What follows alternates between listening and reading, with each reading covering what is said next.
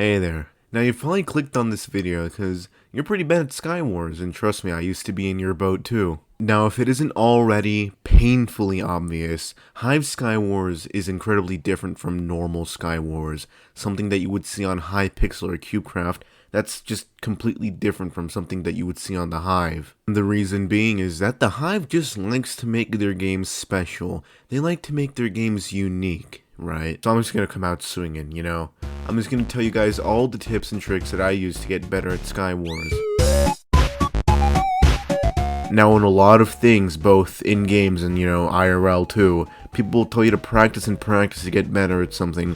But in Skywars, you don't want to practice in solos. The reason being, there are a lot of sweats in solos. Practicing general PvP strategies and just stuff like that will just get you better at the game. So if you're going to practice, then you might as well do it in duos, because you're going to get destroyed in solos. Now that you're a bit more familiar with the game, you should probably learn how to bridge. A lot of people do this sort of spam click bridge, which is one that I started doing at first, and then when I actually learned how to bridge, I was blown away that it's this easy. I have a video explaining all different bridging types, at least the ones that I've personally seen, and it's a good watch if you want to go ahead and see that.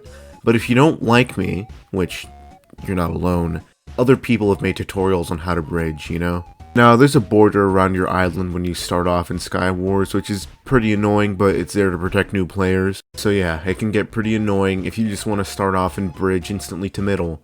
Now, if you manage your time and get as much stuff from the island as you can, it'll really help you get to middle as fast as possible. You don't want to stay on the island for a long time, but you also don't want to leave anything important. So I suggest getting emeralds and diamond first, instead of, getting stuff like gold, which no one really minds gold because it just has a really big loot table. But you may be wondering, oh, but what do all the ores do? Tell me what they do, man! And to that 10-year-olds, I say, let me give you an explanation. Alright, so let's start off with diamond. This is arguably one of the most important things you can collect, because it gives you either a diamond sword or any single piece of diamond armor. Then there's emerald ore. Emerald ores are unique in the case that they can give you any single piece of armor that's enchanted. You could get an enchanted diamond helmet or an enchanted something. You could even get enchanted swords from this too. So if you have almost full diamond armor, let's say a helmet, chestplate, and boots, and you just need pants, then fret no more, just mine open emerald and you might get pants. Better yet, they may be enchanted. Better yet, they will be enchanted. Now we come to gold ore. Now gold ore just can drop a lot of things, from all the different boom boxes that are in Skywars to cobwebs, fire charges, and other things. You can even get armor from them. Granted, the armor isn't really good, so you probably shouldn't put it on, but still. Most people tend to avoid golden ore because it just has a really big loot table. If you're looking for a specific item, then you probably won't get it. The only real reason why some people do mine gold is because they kinda need snowballs, and snowballs are really important for Hive PvP. Now we move on to iron ore. Now iron ore is a lot more important than you may think. First off, it drops blocks, which you're in the sky, you're gonna need a bridge. There's just no way around it. Not only does it drop normal andesite for building, but it also drops crumbling cobblestone. Holy shit, that took so many more takes than I'd like to admit.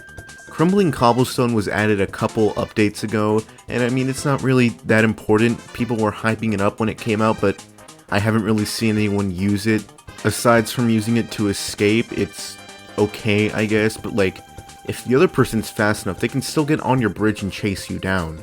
Might not be the smartest move, considering it is breaking behind him, but Aside from the two types of blocks, it also drops arrows, which they can come handy in a pinch, but other than that, you're not really going to be using it unless you're a ranger of some sorts. There isn't even a class system in Skywars, but if you want to take a couple shots with a bow, all the power to you. Lastly, there are two more ores that I'm just going to speedrun because they only do one thing. First off is lapis lazuli. Just don't mine it. It says that it gives you a chance for it to drop, a spell book, but they aren't really helpful. Two of them are pretty okay. Spell of healing and spell of swiftness. Those are fine. But the goddamn spell of fire trail. Remove this from the game. I hate it. I hate it. No one uses it. And if you do use it, it just screws you up. It doesn't even do anything. and I think that it's a 25% chance to drop, but like, it never drops anything. And yeah, I know, I said I was gonna speedrun this, but I'm bad at speedrunning. So the last ore is redstone ore. It just gives you an extra heart of absorption. At first I was like, what the hell does this thing do? I'm ashamed to admit that it took me weeks to find out what it does. So mine redstone, it's really useful. It gives you up to 5 absorption hearts, which is really handy. So there you go, 10-year-olds, an explanation of what every single ore does.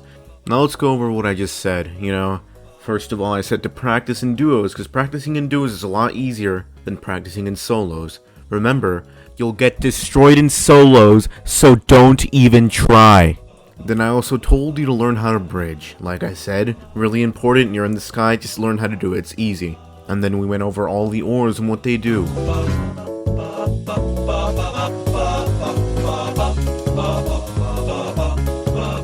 Alright, now if you played Skywars for any considerable amount of time, you may have run into a trap, you may have not, and a lot of them will be really impressive. You'll say, wow, how did they make this? This is so impressive, I can't believe they did this. And others will just make you wanna, you know? And I've certainly been in that second camp a couple times, but I've mostly been in that first camp. Overall, traps can be pretty impressive, and a lot of them are really elaborate, you know? Some are pretty unbased and cring, like the one where you just hide in a hole and pop out with the fish and, you know, do that. That one's kind of dumb, it's kind of stupid, it's kind of cringe. Personally, I'm not the biggest fan of being beat with meat with no feet, but others are, and I'm not here to kink shame, you know? And I know that someone may already ask me, hey, how do I know someone's trapping? Well, let me tell you right now. If someone attacks you and they have almost no armor and they try to lure you back to an island, they're most likely trapping. Even if they do have armor, they may still be trapping. A couple ways to avoid being trapped are to change up your playstyle. If you're a very aggressive player and you don't stop chasing after someone, odds are you will have been trapped at least once. You don't want to charge into someone like a blind bull on steroids. Some traps are a lot harder to find than others. Now, some traps are a lot harder to, you know, find, and some are really elaborate, like I've said earlier. There's like some traps where you have a first trap, or it's a fake out trap, or the thing, oh, this is the actual trap, but no, they go around the trap and into the actual trap, right? Overall, just try to be careful and don't just blindly follow someone into their own base or someone else's, because odds are they will be trapping. Now we're going to go into a part of the video that might take a bit, might not, it really depends. What we're going to be talking about now is just general Hive PvP, just raw, unfiltered, uncensored PvP. Now if you remember earlier in the video that I said that snowballs on the Hive are really useful. But some people may ask, why are they really useful? Why should I use snowballs? Why can't I just use a bow? And that's because of the knockback. Now, the Hive's knockback is a lot more different than normal or vanilla knockback, right? For the sake of not, you know, saying knockback every single time, I'll just shorten it down to KB. The KB on the Hive is a lot better for comboing and sumoing. I don't even know if you can sumo or combo on vanilla Minecraft. And if you've seen combo montages, then you'll know that damn, comboing is pretty impressive. But how do you combo? The simple answer is to just click as much as you can and as fast as you can. It sounds simple, but it's a lot more complicated than you may think. First of all, you have to move around and track your opponent. If you don't track your opponent, or if you miss once, then they're going to be out of the combo. In many ways, Minecraft's PvP is really similar to first-person shooters, since you have to aim and track on your opponent. So overall, aiming and comboing are two really important things that you want to work on. Learning how to aim better will make it easier for you to hit your opponent, and clicking fast will make it easier to combo your opponent. Many people jitter, drag, or even butterfly click, but I don't do any of those because I'm cool. I'm so good that I don't even have to touch my mouse to win. In fact, I'm so good that I don't even have to turn on my computer to win. I could just let someone else play for me and I'd win. But jokes aside, people drag and jitter click because it lets you get a higher CPS. But if you don't know what CPS stands for, then it just stands for clicks per second. And don't forget what I said about comboing. You need to click really fast and get high CPS to combo someone. Personally, I don't jitter or drag click, at least while I'm PvPing, because it lowers my aim. I can't aim as well while I'm jittering. But if you do actually have one of these fat fucking mouse pads, then you could probably just lower your mouse's DPI or sensitivity, and then jitter. Since your mouse isn't moving around as much, you can aim a bit better, but that does mean that you'll have to swing more whenever you want to turn. Since comboing on the Hive is an incredibly important part of the PvP, what people will do is that they'll throw a snowball right before they attack you. What that snowball will do is it'll toss you into the air so they can easily combo you. Generally speaking, snowballs are pretty useful, so get them if you can. You'll usually find a couple on your island, and if you can't get any there, then you'll probably get some at middle. So you know how in Skywars there's a void, right? Another reason why snowballs are incredibly useful is to knock people off into the void with them. If you have good enough aim, you could probably just snipe some people off their bridges while they're bridging over to middle. Since there's a void, you want to stay off the edge of the islands, because someone could just combo you off incredibly easily. So here's just a general tip for Skywars, and it's to not fall off and into the void. And that one's free of charge, you know? You don't have to pay for that one, that one's free. So I'm just saying, if you kill someone near the void and they have stuff that you want, just get the stuff and leave. There's no reason why you should really stay near the void for too long. Alright, you're making it to the end of the video. I only have a couple more tips that I really have to tell. These tips will mostly just be related to PvP in itself and not much else. So, have you ever heard the term low ground advantage?